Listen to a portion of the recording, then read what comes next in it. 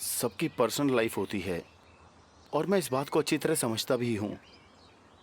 जो हुआ उसके लिए माफ़ी मांगता हूँ और दोबारा कभी ऐसा नहीं होगा। कहाँ जा रहे हो? बैठ जाओ।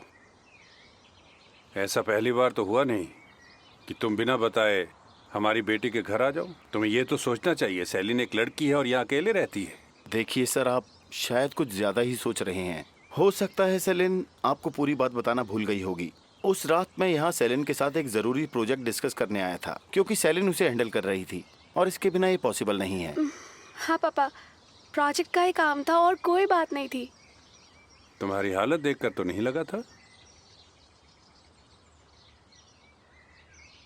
जी, वो हुआ ऐसा कि मैं कई रातों से ठीक से सो नहीं पाया। मैं बिल्कुल थका हुआ और नींद में था। फिर आपका फ़ोन बजा और मैंने उसको तभी उठा लिया। अगर आपको बुरा लगा हो तो मैं माफ़ी चाहता हूँ। कोई ज़रूरत नहीं। तुम थके नहीं बल्कि नशे में थे। आइंदा कभी भी नशे की हालत में मेरी बेटी के घर कदम मत रखना, वरना अच्छा नहीं होगा।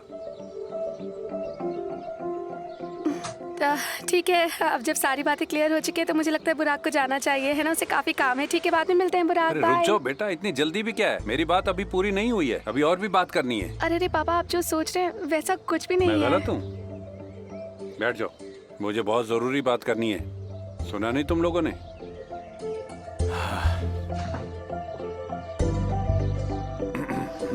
देखो बेटा, एक बॉस और उसके एम्प्लॉय के रिश्ते में कुछ नियम और कायदे होने चाहिए। मानता हूँ कि तुम्हारा काम ही ऐसा है, दिन हो या रात हो तुम्हें अक्सर मेहनत करनी पड़ती है, लेकिन ऐसी बातें तुम्हें शोभा नहीं देती, समझे?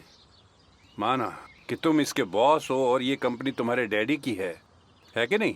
लेकिन तुम इस बात का गलत फायदा उठाओ, ये बात ठीक नहीं है।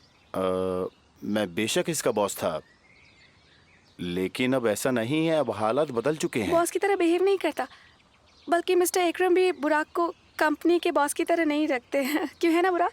बिल्कुल, मैं भले ही उनका बेटा हूँ, लेकिन उन्होंने मुझे एक एम्प्लॉय बना के कोई रखा मतलब है। नहीं है। शायद मेरी बेटी को उसकी नौकरी जाने का डर है, इसलिए वो चुपचाप सहती है, लेकिन मैं उसका बाप हूँ, सही और गलत अच्छे से समझता हूँ। बॉस हो तो क्या हुआ, तुम ये भी भूल जाते हो कि तुम्हारे एम्प्लॉयज की भी कोई लाइफ है, उन्हें भी जीने का हक है।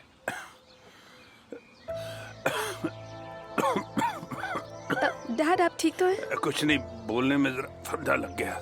बेटा, अपने पापा को पानी दो। बुराक, तुम मेरे साथ आओ।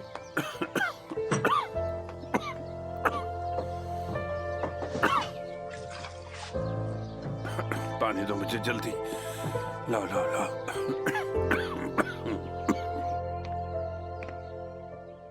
मैंने कभी भी जानबूझकर परेशान करने की कोशिश नहीं की, लेकिन आपको ऐसा लगता है तो उसके लिए सॉरी।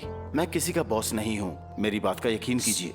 सेलिन के लिए भी तुम उसके बॉस या कलीग नहीं, उससे कहीं बढ़कर हो। ये कमरा तुम दोनों की फोटो से भरा पड़ा है। ना जाने उसने तुम्हारी कितनी फोटो खींच रखी हैं।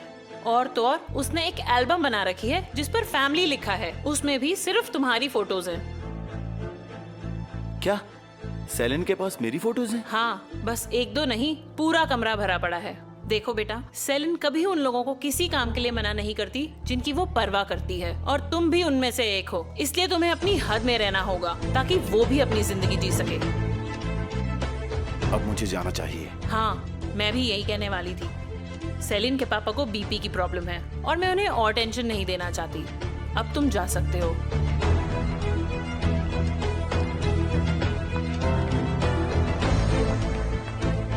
मुझे कुछ जरूरी काम है, तो अब मैं निकलता हूँ। लेकिन अभी तो हमारी बातें भी पूरी नहीं हुई, कहाँ जा रहे प्लीज हो? पापा, बहुत बातें हो गई हैं। अब बुराक को एक जरूरी मीटिंग में जाना है और उससे देर हो रही है। तुम्हारी मीटिंग है ना? इस वक्त? जी क्या करें, हमारा काम ही ऐसा है सर। अब मैं इजाजत चाहता हूँ। Good evening. मैं छोड़नी चलती हूँ। इसकी कोई जरूरत नहीं, मैं चला जाऊंगा।